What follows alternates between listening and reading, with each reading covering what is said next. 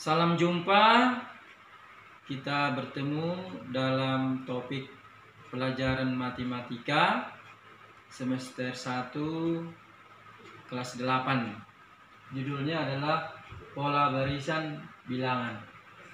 Dari materi ini nanti diharapkan kalian memahami pola dari suatu barisan, dan selanjutnya dari pemahaman itu kamu dapat mengembangkan dan menentukan suku berikutnya dari barisan tersebut.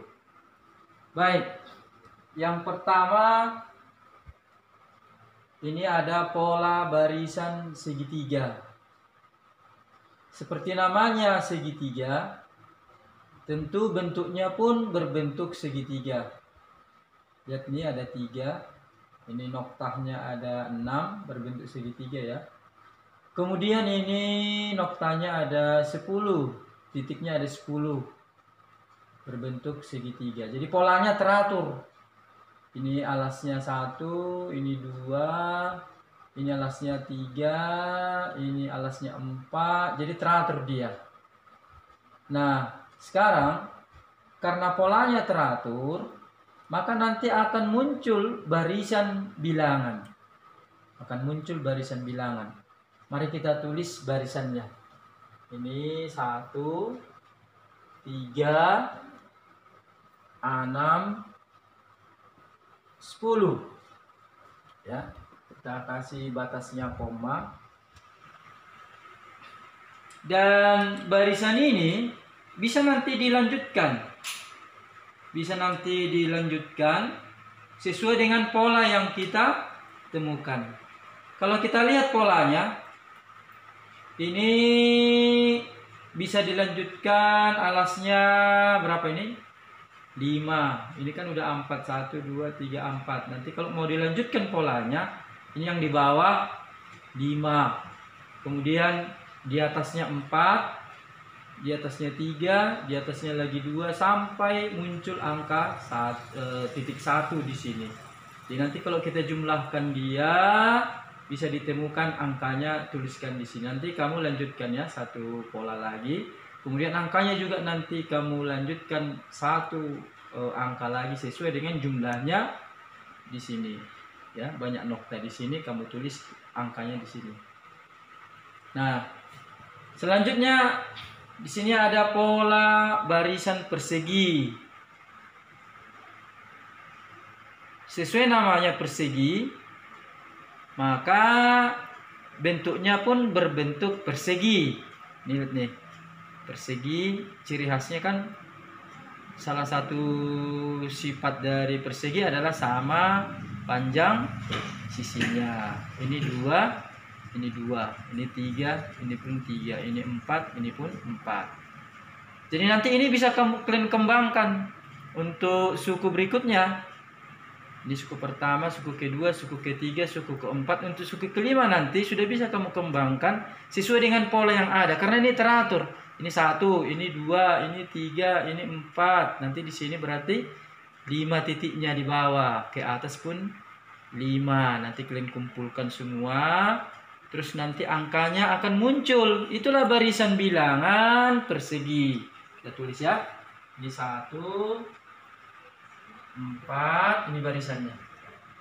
Kemudian ini 9. Ini 16. Nanti dilanjutkan lagi, satu pola lagi akan muncul. Karena memang polanya ini bisa diteruskan. Karena sudah teratur dia dari awal.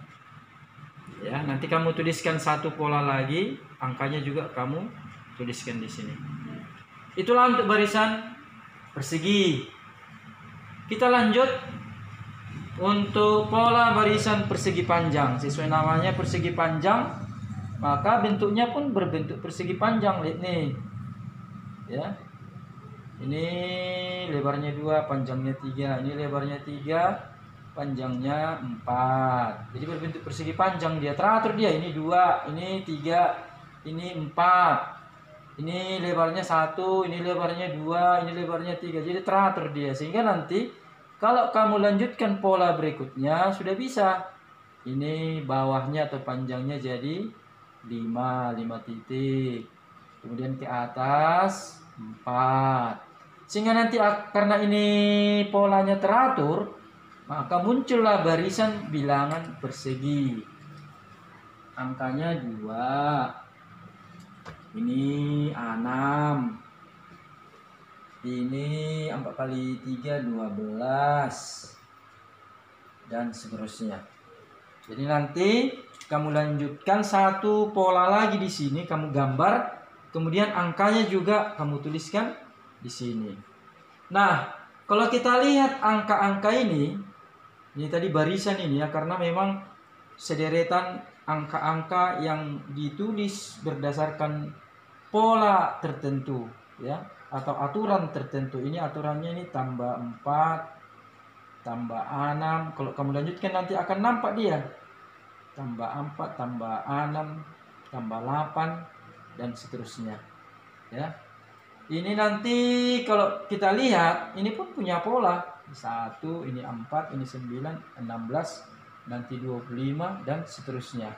Ini pun kalau kita lihat polanya, ini 1 ke 3 tambah 2, ini tambah 3, ini tambah 4. Jadi teratur dia kan, tambah 2, tambah 3, tambah 4. Berarti nanti di sini tambah 5.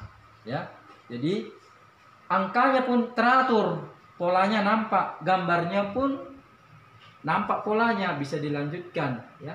Jadi tanpa gambar pun barisan ini bisa dilanjutkan karena sudah nampak tadi aturannya. Ini tambah 2, ini tambah 3, ini tambah 4, berarti nanti di sini tambah 5. Begitu selanjutnya.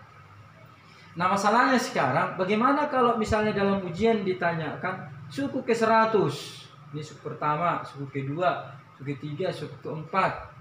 Berapakah bilangan pada suku ke 100? Tentu nanti kamu akan bingung kalau ini digambar noktanya.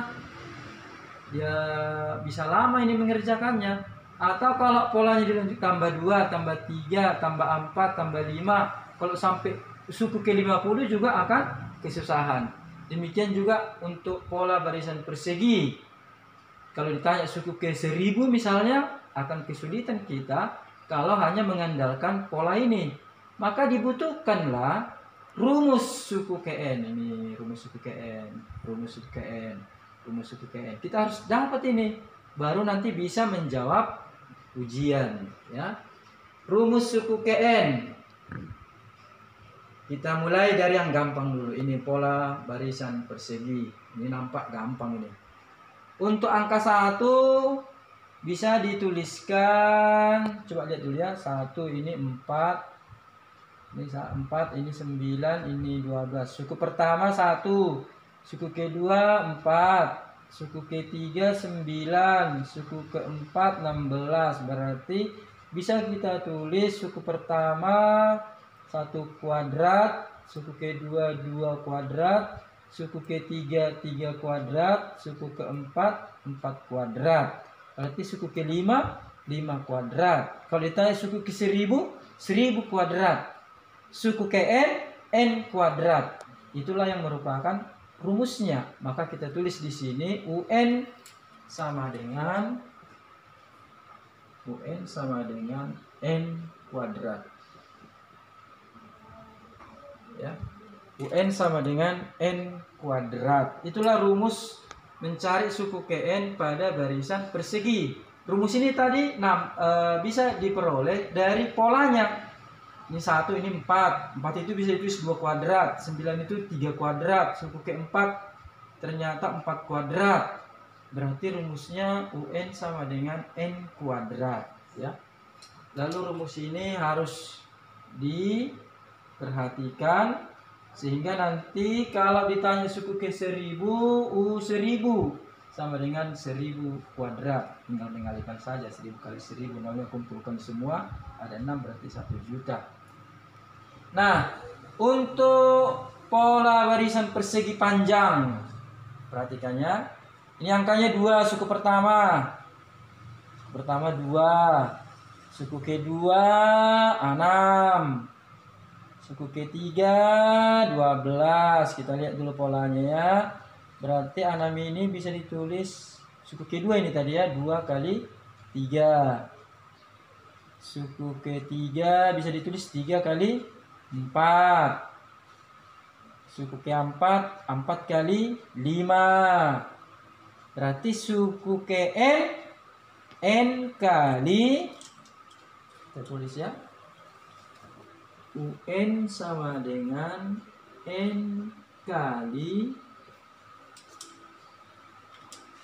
ini tadi kita ambil buram, jadi 2 kali 3, ini 3 kali 4, berarti ini bisa ditulis 1 kali 2. Jadi teratur dia. Ini 1, ini 2, ini 3. Berarti inilah N-nya ya. N itu berangkat dari angka 1. Udah pastinya N kali. Nah sekarang ini 2, ini 3, ini 4. Berarti selalu lebih dari 1. 3 ini lebihnya 1 kan dari 2. 2 ini berarti lebihnya 1 dari sini ya. Berarti bisa kita tulis N kali N tambah 1 ya. 2 tambah 1 kan 3. 3 tambah 1 kan 4. Berarti bisa ditulis UN sama dengan N kali N tambah 1. N tambah 1. Itulah rumus suku Kn pada barisan persegi panjang. Sehingga nanti kalau muncul dalam ujian, misalnya ditanyakan U100, tinggal menggantiin aja U100 sama dengan 100 kali buka kurung 100 tambah 1. Tinggal mengalikan ya, 100 kali 101. Kalikanlah. Itulah angka pada suku K100. Ya. Itulah kegunaan dari rumus ini. Suku berapapun ditanya bisa dihitung, bisa dicari. Tanpa harus melanjutkan polanya atau tanpa melanjutkan bilangannya. Ini dilanjutkan sampai suku K100 sudah kesusahan kita. Jadi dengan rumus bisa cepat diperoleh.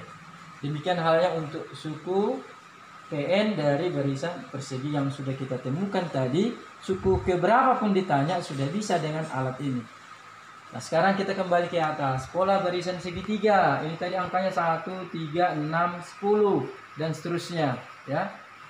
Perhatikan angka-angka ini 1 separuh dari 2 ya. 3 separuh dari 6, 6 separuh dari 12. Nah kalau kita cari rumus suku Kn dari pola barisan segitiga ini berarti setengah dari sini. Setengah dari sini dia. Karena 1 itu kan setengah dari 2, 3 itu setengah dari 6, 6 itu setengah dari 12. Berarti rumus suku Kn-nya adalah, kita terbantu dari sini ya, setengah kali N ya, kali N tambah 1. Nah itu rumus suku Kn dari barisan segitiga. Sehingga nanti kalau ditanya misalnya suku K100 dalam ujian, tinggal menggantinya ya U100. Maksudnya suku K100 sama dengan setengah kali 100 kali 100 tambah 1. 100 tambah 1 kan 101. Berarti setengah kali 100 kali 101. Setengah dari 100 50. Berarti 50 kali 101. Tinggal mengalihkan aja. Jadi dapat dia tanpa harus melanjutkan ini. Dengan rumus ini bisa kita cari dengan cepat suku keberapapun. Ya. Bisa kita cari dengan cepat suku keberapapun hanya dengan melihat polanya. Nah, kita lanjutkan untuk pola barisan berikutnya, yaitu pola barisan Fibonacci. Coba lihat ini ada 2 contoh, 1, 2. Ini coba lihat polanya coba. Ini 3 diperoleh dari 2 tambah 1. 4 ini diperoleh dari 1 tambah 3, 7 ini diperoleh dari 3 tambah 4. Berarti suku berikutnya diperoleh dari penjumlahan dua suku sebelumnya, ya. Berarti nanti sini adalah 11, sini adalah 18 dan seterusnya. Untuk contoh yang kedua dapat juga berbentuk variabel. Ini suku pertamanya A, suku keduanya 5 diketahui ya. Maka suku ketiganya bisa dihitung, tinggal menjumlahkan A dengan 5, A tambah 5 hasilnya. Suku keempat pun bisa dihitung dengan menjumlahkan suku kedua dengan suku ketiga. Jadi ini tambah ini berarti A tambah 10. Suku keempat tinggal menjumlahkan suku ketiga dengan suku keempat. Suku kelima ini diperoleh dari penjumlahan suku ketiga dengan suku keempat. Berarti hasilnya A tambah A 2A, 5 tambah 10, 15 dan seterusnya. Nah, ada satu contoh yang menarik mengenai pola barisan Fibonacci. Kira-kira begini dia. Ini. Suku pertama barisan Fibonacci adalah A dan suku kedua adalah 5. Jika suku ke-6 atau U6 adalah 46, maka tentukanlah nilai A. Kira-kira begini nanti bentuk ujiannya. Ingat, ini barisan Fibonacci. Jadi kita susun dulu. Suku pertamanya A, ini dia. Suku keduanya 5. Dan bisa kita lanjutkan suku ketiga. Suku ketiga itu kan tinggal menjumlahkan suku pertama dan suku kedua. A tambah 5, ini dia.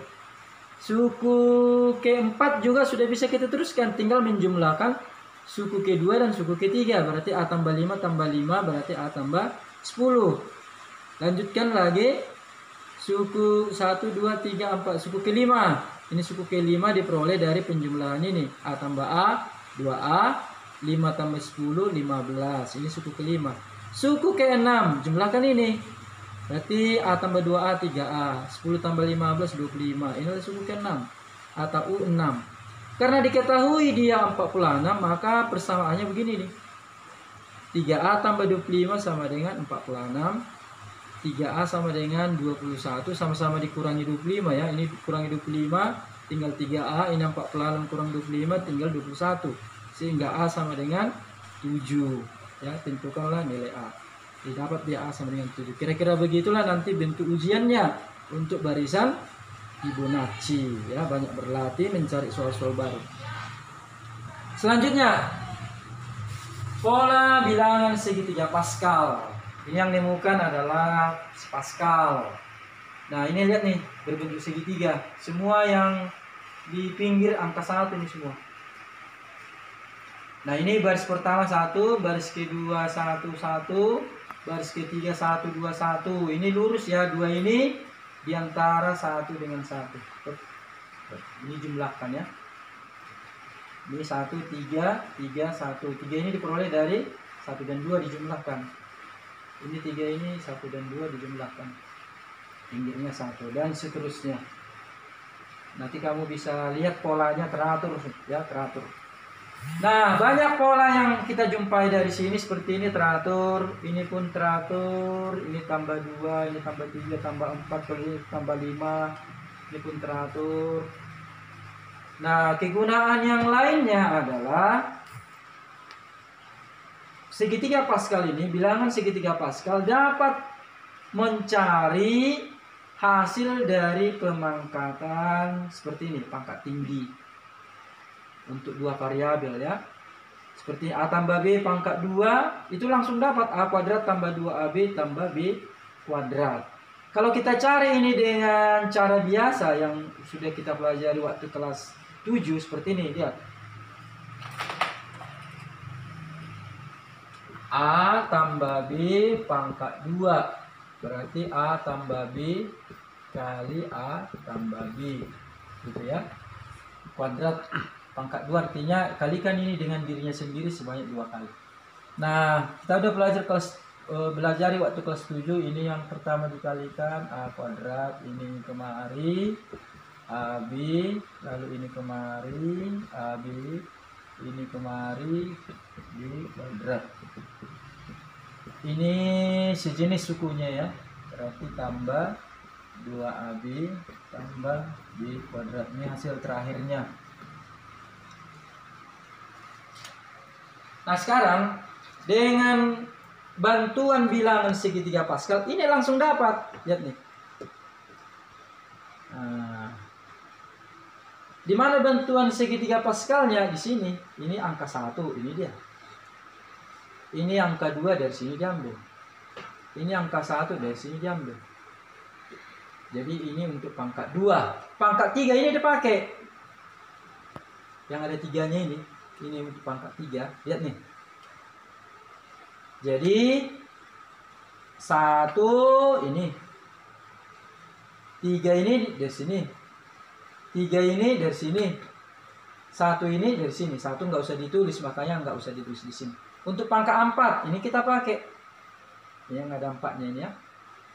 1 dari sini. 4 dari sini. 6 dari sini. 4 ini. 1 dari sini. Nah, mengenai pangkatnya lihat. Ini teratur dia polanya. Ini A kuadrat pangkat 2 ya. Sini A pangkat 1, satunya yang bisa ditulis, A-nya di sini nggak ada lagi.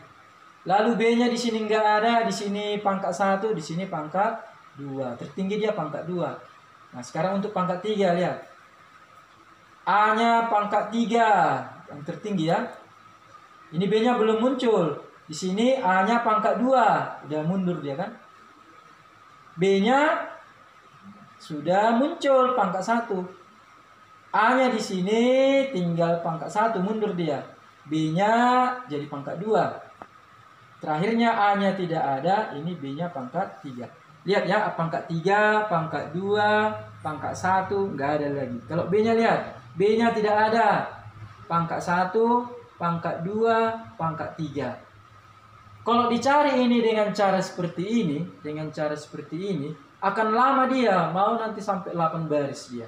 Jadi A tambah B pangkat 3 itu kan kita kerjain A tambah B buka tutup kurung kali A tambah B tutup kurung kali A tambah B tutup kurung. Sampai 8 baris nanti baru nanti kita peroleh hasilnya ini. Ini juga nanti hasilnya.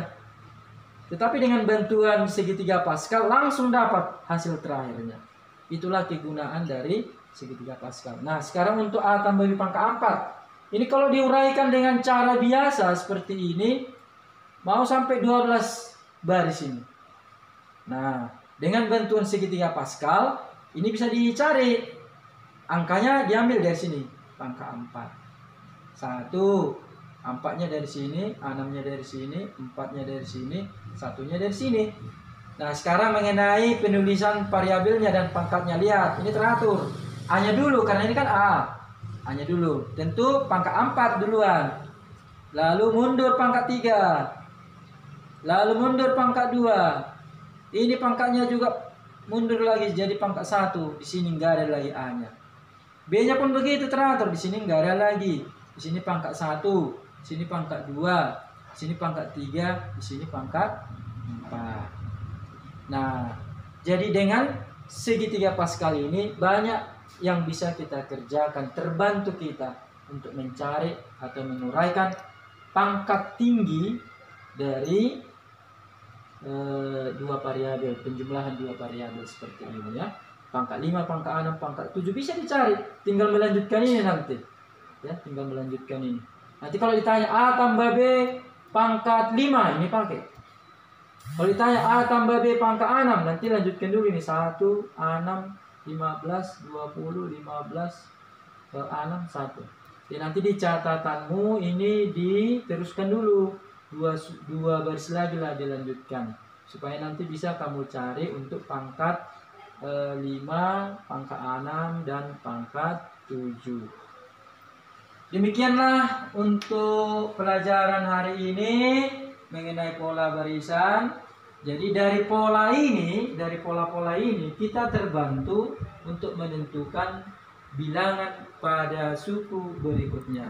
Sampai jumpa, tetap jaga kesehatan.